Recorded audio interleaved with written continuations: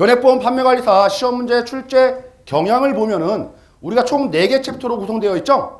4개 챕터로 구성되어 있는데 1장, 2장, 3장, 4장 되어 있는데 자, 1장에서는 시험 문제가 몇 문제 출제된다고 알고 계시죠?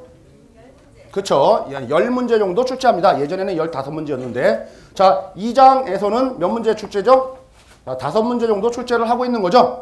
자, 그리고 3장에서는 몇 문제? 자, 그렇죠. 20문제. 3장 변액보험 파트가 시험 문제 출제를 제일 많이 하고 있어요. 호응이 좋아요. 자, 4장 부분에서는 몇 문제 출제하고 있죠? 5문제. 그쵸? 한 4문제 정도 출제를 하고 있죠? 그리고 상식 1문제. 이렇게 출제를 하고 있습니다. 자, 출제 경향이 가장 많은 챕터가 제 3장이죠. 3장. 오늘 스쿨링 진행은 1장 부분을 한 2시간 반 정도에 끝날 거고요. 그리고 다음으로 바로 3장으로 넘어갈 겁니다. 1장, 3장, 4장, 그리고 다시 2장에서 마무리 질 거예요. 순서가. 그래서 처음에 워밍업 잘 하시고 그 다음에 요 3장 20문제 다 맞추시면 되겠다는 얘기죠. 그러니까 1장하고 3장만 우리 초반에 열심히 들으면 웬만하면은 그죠? IQ가 초딩 4학년 수준보다 높기만 하면은 다 합격합니다. 다 합격해요. 자, 초딩 4학년 수준 이상으로는 강의를 안 할 거니까 그래요. 자, 20문제 중에서 저랑 같이 수업 들으면서 오늘은 상당히 예전에 수업 들었던 분들도 계실 텐데 약간 좀 패턴을 좀 달리 할 겁니다. 완벽한 이해 위주의 강의를 할 겁니다. 3장은. 완벽한 이해 위주의 강의를 할 거고 저랑 같이 스쿨링 참여하신 여러분들은 최소한 19문제는 맞출 수가 있습니다. 자, 모든 3장에서 나오는 문제를 여러분들 우리 자격시험 공부하는 것처럼 할 게 아니고요. 상식화 해버릴 겁니다. 오늘 상식이에요. 껌이에요. 껌. 3장은. 그렇게 여러분들 마음가짐 하시고 진행하도록 하겠습니다. 아셨죠? 갑자기 뭐 사진 같이 한번 사진 찍고 시작할까요? 자, 1장 먼저 진행하도록 하겠습니다. 여러분들 교재 첫 페이지부터 갈 거예요. 자, 7페이지죠. 7페이지. 자, 첫 번째는요, 금융시장의 이해입니다. 금융시장의 이해가 나와 있고요. 금융시장과 금융상품이라는 파트가 나와 있고, 가번, 금융시장의 구조 나와 있죠. 시험지 안 나옵니다. 이런 부분 가지고 여러분들 힘 빼지 마세요. 힘 빼지 마세요. 다 읽어봤죠? 우리 변액보험 처음 공부하신 분들은 첫 페이지부터 까맣죠? 그렇죠? 아니, 이런 요약 강의 스쿨링을 들어오신다라는 그거는 마음가짐에 한 번 정도 예습 정도 하고 와야 되는 거 아닙니까? 집에 있는 책은 새까맣죠? 좋습니다. 예습 한 번 했다라는 전제하에 진행할 거예요. 못 알아듣겠다라고 하면 손 드세요. 손 드세요. 그러면 자세하게 설명드릴 테니까. 오늘 밤 10시까지 할 거예요, 그러면. 자, 7페이지는 넘어가고요. 자, 8페이지 가도록 할게요. 금융기관 나오고 있습니다. 이 부분도 넘어갑니다. 자, 다음으로 나번에 금융시장의 기능이라는 부분이 나와 있는데 가끔 나옵니다. 1년 8번 시험, 오프라인 시험이 8번 있죠? 8번 시험에서 한 번 나올까 말까. 요즘 추세가 그래요. 한 번 나올까 말까.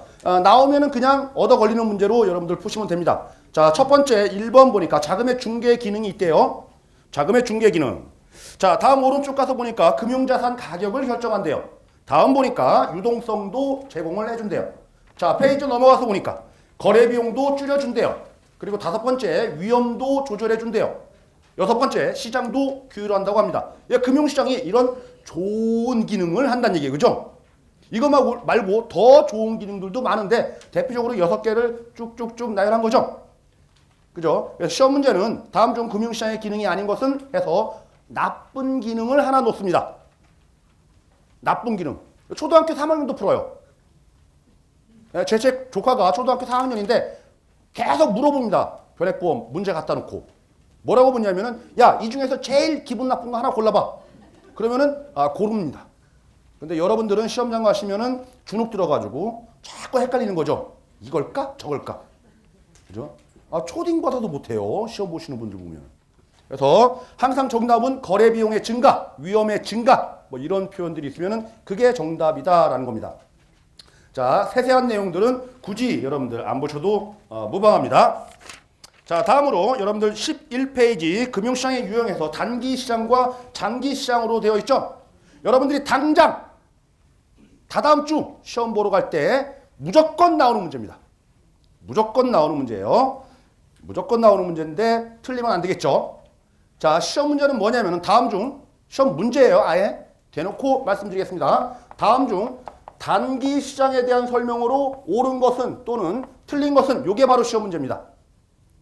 단기 시장에 대한 설명으로 옳은 것은 틀린 것은 그러면은 장기 시장을 공부할 필요 없고요. 단기 시장만 집중적으로 어떤 특징을 가지고 있는지만 이해하시면 됩니다. 그래서 맨 밑에 조그만한 글씨로 막 정리해 놓은 게 있죠. 그거만 제대로 알고 들어가면 됩니다. 그거만 제대로 알고 들어가면 됩니다. 자, 단기 시장. 단기란 얘기는 1년 미만 시장이죠. 1년 미만이 거래되는 시장이다. 이게 정답이었었어요. 최근에. 다음 중 단기 시장에 대한 설명으로 맞는 것은 1번 1년 미만이 거래되는 시장을 말한다. 이렇게 나왔어요. 2번, 3번, 4번 뭔 말인지 모르겠고 그거 왜 틀리냐고 이거를. 그죠? 확실하게 이건데 맞는 것은. 그것도 다 읽어봐요. 혹시라도 있을까 봐. 답답해 죽겠습니다. 그죠? 1년 미만이 거래되는 시장이 단기 시장입니다. 여러분들 단기 시장 지금 여러분들 통장에 가지고 있는 그런 예금들 넣었다 뺐다 마음대로 하는 거. 자, 유동성이 큽니까? 그죠? 유동성이 크죠? 거래 비용이 많이 들어요? 별로 안 들죠? 그죠? 수수료 없잖아요. 맞죠? 이자율이 수익률이 높습니까? 낮죠? 위험해요? 안 위험하죠? 그런 특징들이 단기 시장의 특징이라는 얘기예요. 틀리실 분? 난 틀리겠다. 그냥. 그죠? 무조건 맞추고 가는 문제가 바로 그겁니다. 바로 그거예요. 자, 그리고 지금 당장 여러분들이 10,000원짜리 집어넣습니다. 그리고 빼요. 또 넣어요. 빼요. 넣었다 뺐다. 가능하죠, 단기 시장은. 그죠? 그러니까 거래량은 10,000원에서 오면은 20,000원, 30,000원, 40,000원, 50,000원, 60,000원 거래 횟수에 따라서 거래량은 10,000원짜리 하나가 하루 종일 거래하면 총 몇 조가 될 수도 몰라요. 그죠? 장기는요? 1조 딱 집어넣으면 1년 동안 거래가 안 돼요. 딱 묶여버리니까. 그래서 단기 시장은 거래 규모가 무진장 커지고 무한대로 커질 수가 있어요. 무한대로. 넣었다 뺐다. 이해되셨나요? 그래서 거래 규모가 무진장 크다라는 특징을 가지고 있다라는 얘기예요. 거래 규모가 무진장 크다. 거래 규모가 무진장 크다. 자, 잘 이해를 해 주시면 됩니다. 자, 한 페이지 넘어갑니다. 자, 그런 단기 시장의 상품에는 어떤 것들이 있나라고 하는 그림에 나와 있습니다. 그림을 보니까 조그맣게 막 나와 있는데 단기 시장 박스로 딱 돼 있으면서 6마리가 조그맣게 막 돼 있죠. 뭐 콜, 양도성 예금 증서, 환매 채권, 뭐 어쩌고 저쩌고 스키다시들이 쭉 나와 있죠. 그죠? 막 짜증납니다. 그거 다 외우려니까 짜증나요. 근데 그 밑에 장기 시장 상품들이 3가지가 나와 있습니다. 채권, 주식, 그리고 자산 유동화 증권 이렇게 나와 있습니다. 자산 유동화 증권이 뭔지 몰라도 상관없습니다. 어쨌든 채권하고 주식은 단기 상품이 아니다라는 겁니다. 채권하고 주식은 장기 상품이다라는 겁니다. 이해되셨죠? 자, 그러면은 지문에서 이런 게 나오면 맞을까요? 대표적인 단기 상품은 양도성 예금 증서와 주식 등이 거래되는 시장이다. 그렇죠? 이런 것만 골라낼 줄 안다면 된다는 얘기죠. 참 쉽죠? 참 쉬운 겁니다. 자, 이렇게 단기 금융시장에 대해서 설명을 드렸고, 자, 첫 번째 시간부터 한 문제 맞추고 들어갑니다. 자, 다음 갑니다. 다음 13페이지에 단기 시장의 종류, 그 스키다시들이 6개가 쭉 나와 있어요.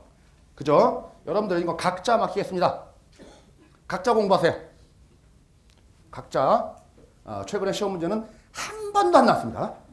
네? 각자 알아서 하시면 됩니다. 알아서.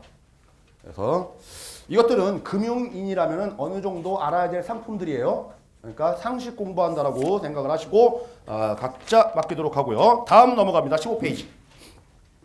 물론 그 6개 중에서 뒤쪽에 또 나오는 게 있어요. 양도성 예금 증서는 뒤쪽에서 그 상품 쪽에서 설명을 한 번 더 드릴 겁니다. 자, 다음으로 이제 외환 시장이 나옵니다. 외환 시장. 여러분들 한국 원화 시장도 제대로 모르는데 그죠? 달러를 공부한대요. 우리의 수준을 너무 높게 보고 책을 쓴 거죠, 이거. 아닌가요? 나 자존심 있어서 달러는 잘 알아. 그러신 분들만 공부하세요.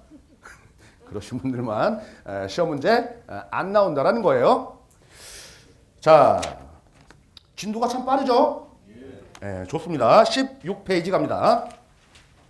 16페이지에 하단에 파생상품이라는 부분이 나옵니다. 파생상품. 자, 파생상품의 종류가 딱 4개가 있네요. 4개. 하단 쪽으로 쭉 내려서 밑에서 한 6번째 줄 위에 올라가면은 파생상품 나와 있죠. 자, 선도, 선물, 옵션, 수합. 이렇게 파생상품입니다. 파생상품에 대해서는 시험 문제가 아주 심플합니다. 이렇게 나와요. 다음 설명하고 있는 파생상품은 뭐냐? 이렇게 나옵니다. 다음 설명하고 있는 상품은 뭐냐? 그래서 1번 선도, 2번 선물, 3번 옵션, 4번 수합. 이렇게 골라내기만 하면 되는 거죠. 자, 선도와 선물 요거만 구분을 정확히 해주시면 돼요. 똑같이 미리 선자죠. 미리 선. 미리 거래한다라는 거예요. 미리 거래한다. 그런데 어떤 거는 도, 어떤 거는 물. 이런 거예요. 자, 선물은 여러분들 선물거래소 이런 얘기 들어봤죠? 거래소에서 거래되는 게 바로 선물이에요. 거래소, 한국거래소. 그렇다는 얘기는 표준화가 되어 있기 때문에 그런 겁니다. 상품으로 만들 수 있기 때문에 그런 거예요. 표준화되어 있어서 상품으로 만들 수 있기 때문에 선물 시장이 형성되는 거죠. 그죠? 거래소 시장, 그거를 우리가 흔한 말로 장내 시장이다 이렇게 얘기하는 거예요. 장내. 그 장 안에서 거래되는 시장. 이해되셨어요? 그래서 선물은 표준화, 거래소. 이렇게 키워드로 기억을 해두시면 되고요. 그거 이외에 미리 거래하는데 표준화가 안 돼 있으니까 밖에서 거래하는 거, 지네들끼리 거래하는 거. 밭대기 시장. 그죠? 배추, 밭대기. 이런 것들이 선도라고 합니다. 선도. 자, 그러니까 핵심 키워드는 거래소겠죠. 핵심 키워드는 거래소. 다음 상품이 뭐냐? 어쩌고 저쩌고 하는데 거래소에서 거래된대요. 뭐라고요? 선물. 이런 거 고르는 거예요. 자, 다음 밑에 세 번째 보니까 옵션이라는 게 있습니다. 옵션. 옵션도 미리 거래하는 건 똑같아요. 선도, 선물, 옵션 다 미리 거래하는 거예요. 그런데 옵션은 뭐냐면은 미리 거래는 했지만 나중돼서 해도 되고 안 해도 돼요. 자기 마음이에요. 권리만 있지 의무는 없는 게 바로 옵션입니다. 자, 예를 들어서 이제 밭대기 선도 거래를 했다. 배추 1000포기 미리 한 포기당 1000원에 거래를 했어요. 그러면은 2달 후에 이거 농부들은 건너줘야 되잖아요. 그리고 사기로 한 사람은 그때 시세가 1000원이 아니고 2000원 아니면 500원 돼도 무조건 사야 됩니다. 무조건 해야 돼요, 얘네들은. 그런데 옵션은요, 미리 거래를 해도 팔아도 되고 안 팔아도 되고 사도 되고 안 사도 되고 지 맘대로입니다. 그래서 권리만 있지 의무를 부담하지 않는 게 바로 옵션입니다. 옵션. 자, 핵심 키워드는 뭐죠? 의무가 없다. 의무가 없다. 옵션. 그죠? 의무가 없다. 옵션. 의무가 없다. 옵션. 다음 수합이죠. 수합. 수합. 남사스럽게 뒤에 뭐 하나 생각하는 사람들이 있어요. 그죠? 남사스럽게 뒤에 뭐 하나 붙이는 사람들 있죠? 붙여요. 못 알아듣는 분들도 계시는 것 같은데 차마 못 쓰겠습니다. 여기다. 그죠? 그래서 남사스러워 출제 안 합니다. 그죠? 교환하는 거. 떨어졌네요. 교환하는 게 바로 수합이다라는 거죠. 서로 맞바꾸는 게 바로 수합이다. 자, 이해하셨죠? 자, 그렇게 넘어가도록 하겠습니다. 자, 다음으로 이제 오른쪽 페이지 가면은 금리라는 부분이 나옵니다. 금리. 금리 파트입니다. 자, 이번 시간에 첫 번째 시간에 아주 중요한 게 첫 번째 단기 금융 시장에 대해서 봤죠. 무조건 나온다. 자, 금리도 무조건 나옵니다. 무조건 나와요. 금리. 무조건 나오는 부분입니다. 자, 금리 파트는 여러분들 빈 공간이라든지 어디 메모할 때 있으면은 메모하시면서 내 상식으로 만드시기 바랍니다. 지금부터 상식이에요. 상식. 자, 금리를 인상시킬 거예요. 금리를. 지금 금리가 연 몇 프로죠? 연 3% 정도로 갈게요. 우리 공부하는 입장에서 뭐 2점 몇 프로, 2.7%, 8% 하면 짜증나니까 지금 현재 3%라고 가정했는데 자, 금리를 인상시킬 겁니다. 몇 프로로 인상시킬까요? 그렇죠. 1 하루당 100%로 인상시킬 거예요. 하루당 100%. 자, 지금 여러분들 주머니에 10,000원짜리가 있으면 내일은 20,000원이 됩니다. 금리 인상된 거죠? 어쨌든 금리는 인상된 거잖아요. 여러분들 오늘 저녁에 술 드실 분, 집에 버스 타고 가실 분, 버스비 1,100원, 걸어만 가도 2,200원 되는데 저는 3시간 동안 걸어갈 거예요. 그죠? 담배 피시는 분 4,500원 안 필 겁니다. 마트 가실 분 애들 하루 굶겨도 됩니다. 그죠? 그 얘기는 뭐예요? 이런 상황이니까 그런 거죠. 지금 주머니에 1,000원 있으면 내일은 2,000원, 10,000원 있으면 20,000원, 100,000원 있으면 200,000원, 1,000,000원 있으면 2,000,000원. 대박입니다. 자, 소비가 어떻게 될까요? 소비가 안 하죠. 주는 게 아니고 아예 안 하죠.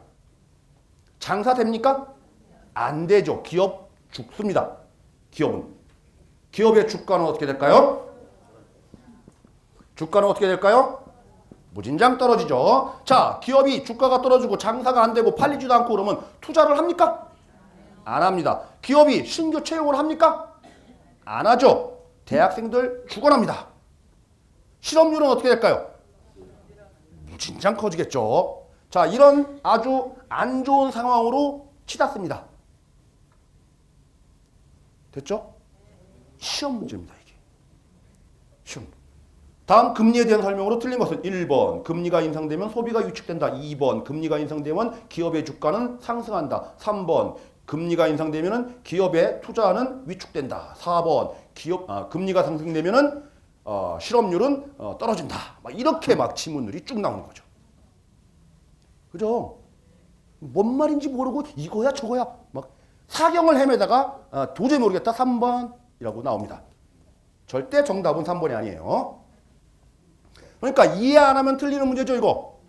근데 여러분들 다 이해하셨죠, 지금? 그죠? 절대 틀리시면 안 됩니다, 이거. 금리 인상에 대한 효과입니다. 금리 인상에 대한 효과. 자, 금리 인상했더니 이처럼 경기가 아주 안 좋게 만들어지고 있는 거죠. 그런데 한국은행이 주도해가지고 지금 기준금리 2.0%죠. 한국은행이 금리를 인상하는 정책을 폈대요. 미친 거 아니에요? 미친 거 아닙니까? 이런데 자명한데 금리가 인상되면 이딴 식으로 변하는데 한국은행이 기준금리 인상 정책을 폈대요. 왜 그랬을까요? 지금 현재 경제가 너무 과열되어 있으니까 그랬겠죠. 이해 안 된다.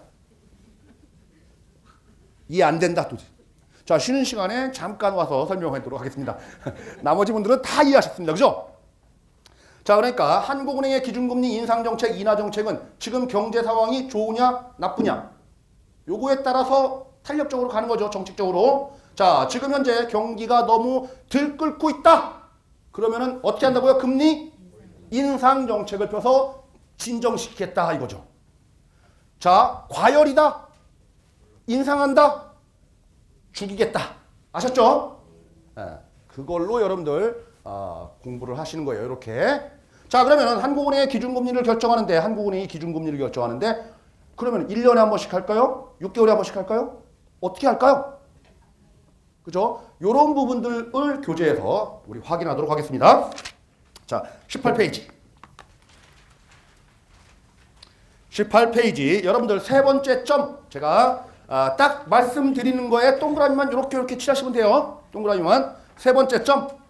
매월 이런 거를 고민한대요. 한국은행은 매월. 한국은행은 기준금리를 이렇게 정책 방향을 결정할 때 매월 고민해서 올릴까 낮출까 올릴까 낮출까를 고민한답니다. 시험 문제는 매 분기마다 이렇게 나와요. 그래서 매월입니다. 매월. 그러면은 한국은행이 지 멋대로 기분이다.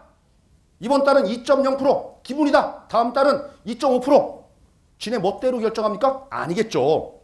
뭔가 회의를 거쳐가지고 뭔가를 보고서 결정하겠죠. 그 뭔가를 보는 그 잣대, 기준, 그게 바로 RP금리라는 거예요.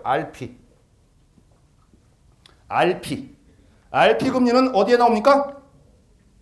자, 맨 밑에 우리 별표해서 한국은행은 7일물 환매조건부 채권금리, RP금리 이런 말이 나오죠. 잘 보세요. 지금 전체적으로 제가 쭉 설명을 드릴 거니까. 자, RP금리를 보고 결정을 하는데 뭐를요?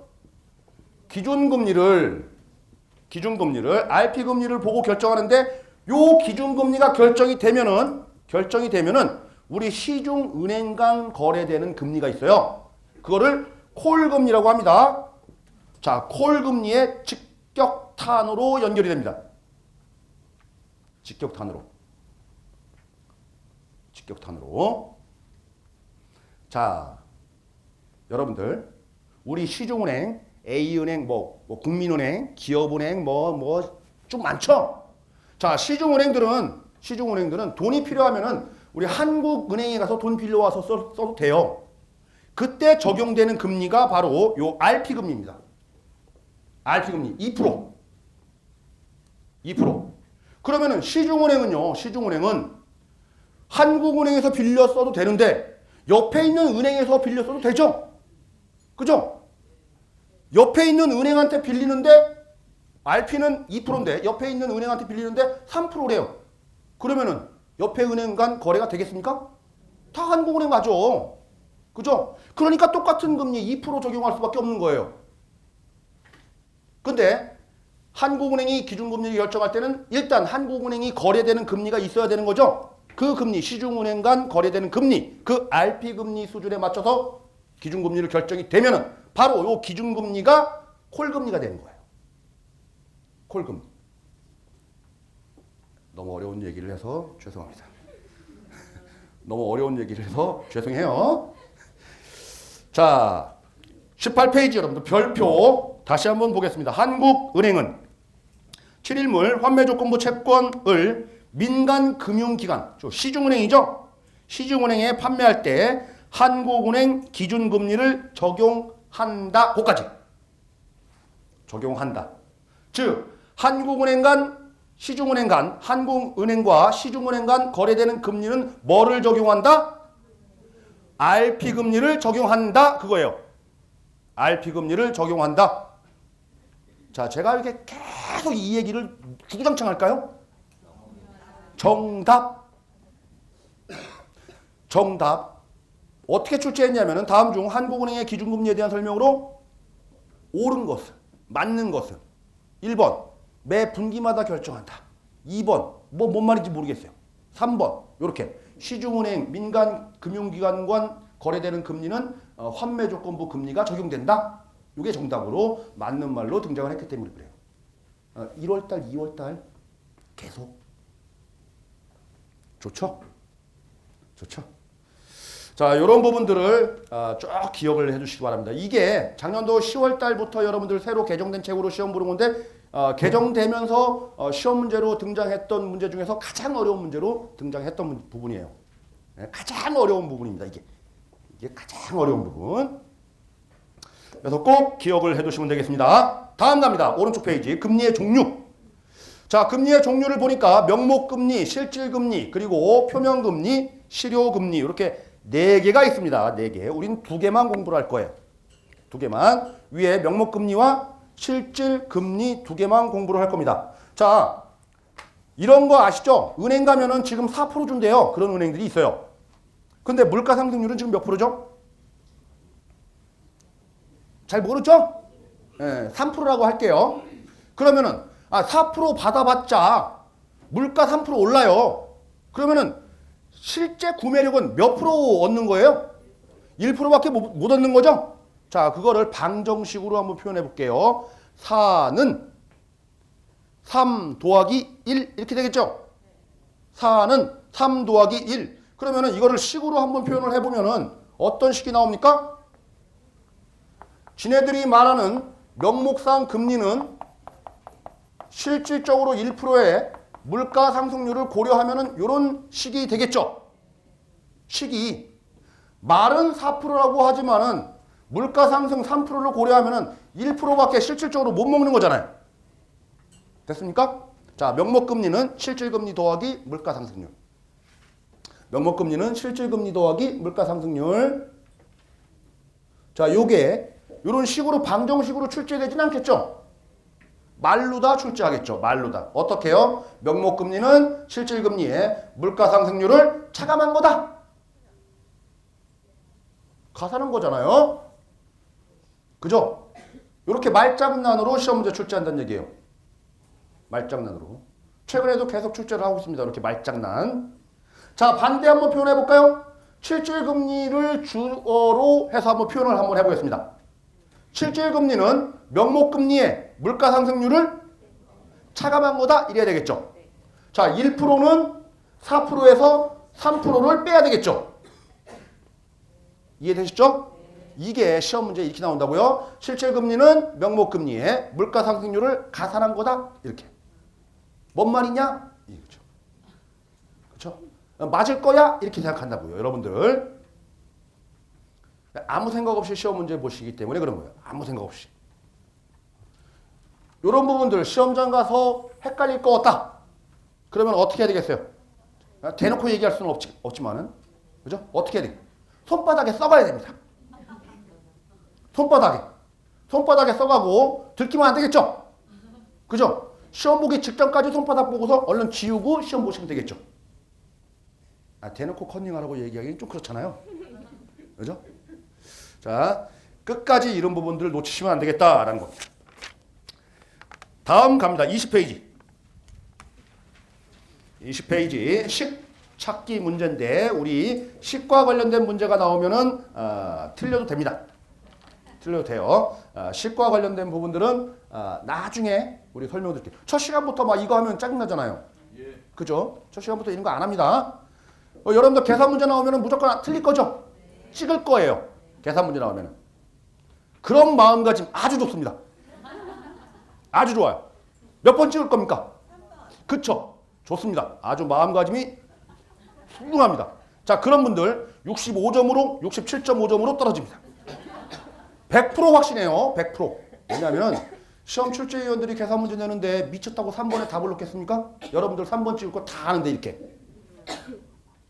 출제위원이 뭐 총 맞았습니까? 뭐 기부해요 여러분들한테? 그죠? 3번으로 찍는다는 사람들은 아무 생각 없는 거예요. 아무 생각 없으니까 3번으로 찍는 거예요. 자, 지금부터 이제 계산 문제 찍습니다. 몇 번으로 찍을 거예요? 그렇죠. 1번 찍으세요. 근데 풀어야 되겠죠. 같이 수업하면서 이해하시면 풀어야 됩니다. 절대 여러분들 모르는 문제가 나왔다. 계산 문제다. 3번 찍자. 이런 마음가짐은 지금부터 없애세요. 없애시면 돼요.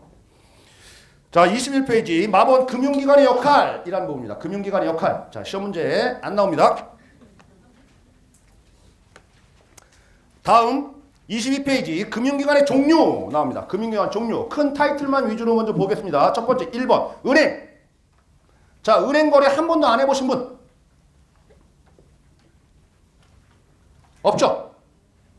출제위원도 다 안다란 얘기예요. 자, 1장에서 금융시장 파트 1편에서 10문제 정도밖에 출제를 안 하는데 예전에는 15문제 출제할 때는 구석구석 내고 싶은데 골라서 냈죠. 근데 10문제 출제를 하다 보니까 출제가 디테일하게 구석구석 막 다 아는 것들 그런 거 안 냅니다. 이젠 출제 경향이 이렇게 바뀐다는 얘기죠. 은행에 대해서 주구장창 공부해봤자 뭐합니까? 그죠? 힘만 빼는 거예요. 힘만. 여러분들 다 알고 있어요. 은행에 대해서. 그래서 굳이 은행에 대해서는 공부하실 필요가 없고 다음 갑니다. 다음 2번 금융투자업자. 자, 금융투자업자 넘어가서 보니까 가나다라마바 6놈이 있습니다. 6놈.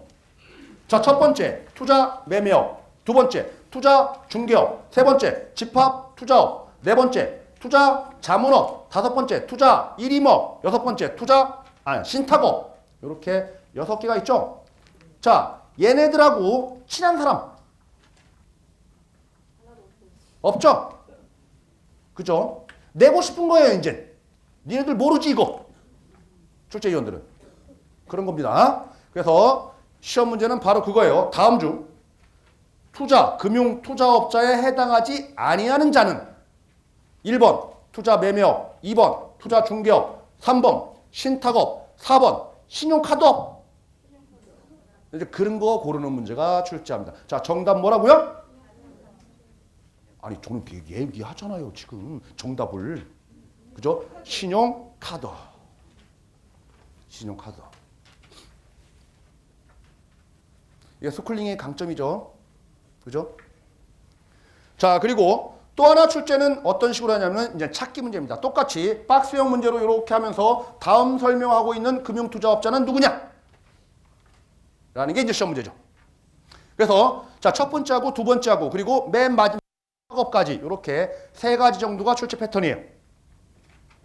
아니, 여러분들 투자 자문업 봐보세요. 자문업. 자문에 응하는 거. 투자 일임업. 일임하는 거. 그거 못 고르는 사람 한 사람도 없습니다. 그죠? 저기 뭐죠? 주말에 하는 그 애기들 나오는 프로그램. 손주환. 걔 한글 읽잖아요. 2살짜리. 걔도 아마 맞출 거예요. 그죠? 자문업, 일임업. 자문에 응하는 거 뭐니? 자문이 있으니까 자문 고르고. 그죠? 일임하는 거, 일임 있으니까 일임 고르고. 그런 문제는 시험 문제 출제를 안 한다는 얘기죠. 백날 공부를 해봐요. 시험 문제 나오나. 자, 그런데 시험 문제는 1번 아니면 2번에서 주로 출제를 한다는 얘기죠. 자, 여러분들 부동산 매매업자는 매매업자는 제가 매매업을 하면은 자, 1억짜리 부동산을 사가지고 2억에 파는 거죠. 1억 벌려고. 또 2억 벌었으면은 2억짜리 사가지고 3억에 팔고 또 1억 벌고 막 이런 사람이 매매업이죠. 매매업. 매매업은 자기가 돈 벌려고 하는 거예요. 그러니까 자기의 계산으로, 계산이라는 얘기는 자기 세무로, 자기 이익으로 일을 한 사람들이 바로 투자 매매업입니다. 매매업. 근데 중개업자는요? 중개업자. 그죠? 의뢰가 들어오면 1억에 팔아주세요 라는 의뢰가 들어오면은 팔아주죠? 그러면은 수수료 한 50만 원만 받으면 돼요. 수수료 먹는 사람이지 매매 차익, 이익 보려고 하는 사람들이 아니에요.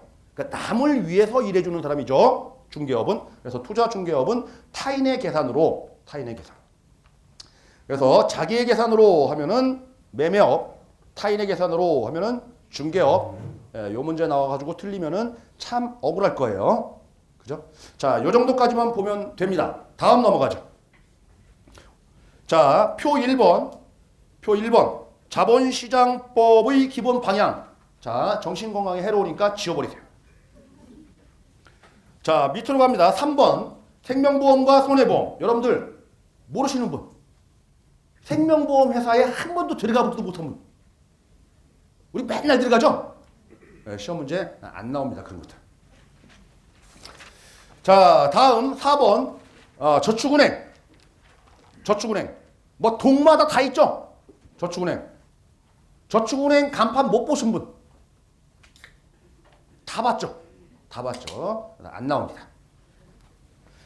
자, 다음으로 자산운용회사 집합투자업이라고 되어 있는데 요거는 우리 뒤쪽에 MF, CMA 관련된 그 상품하고 연결되기 때문에 이쪽 기관에서는 안 나오고 상품에서 다루도록 하겠습니다. 자, 6번 기타 금융기관. 자, 지금부터 세기 시작합니다. 몇 개나 있을까? 교재에서. 기타 금융기관을 교재에서 몇 개나 소개하고 있을까? 자, 큰 박스로 표시되어 있는 거 위주로 보지 마시고요. 하나하나 다 세보세요. 9개밖에 없습니까?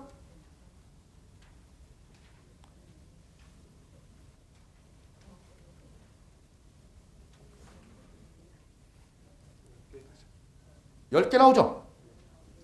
9개 나옵니까? 그걸 또 세란다고 또 셉니까? 그죠? 그 많은 것 중에서 딱 하나만 할 겁니다. 우체국 예금만 할 거예요. 우체국 예금. 자, 우체국 예금은 국영금융기관으로 여러분들이 돈을 맡길 수는 있어도 거기에 가서 대출을 받을 수가 없습니다. 대출을 받을 수가 없어요. 여러분들 수신 업무는 하지만은 여신 업무는 안 한다는 얘기예요. 우체국 예금은 여신 업무를 안 하는 수신 전문 국영 금융기관이에요.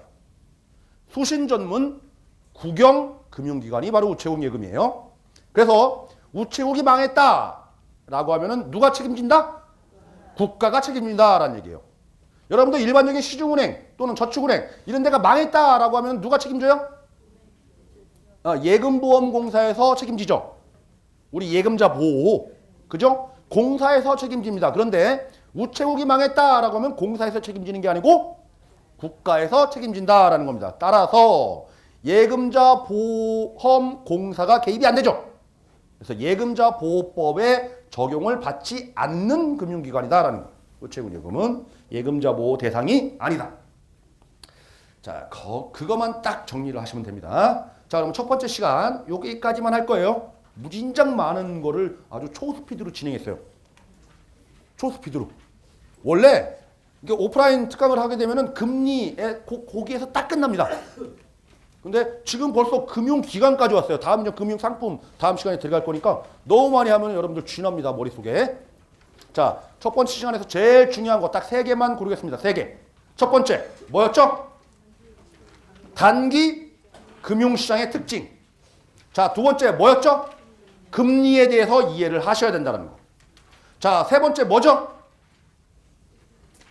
금융투자업자. 6마리. 그죠? 정답은 뭐라고요? 신용카드. 자, 쉬도록 하겠습니다.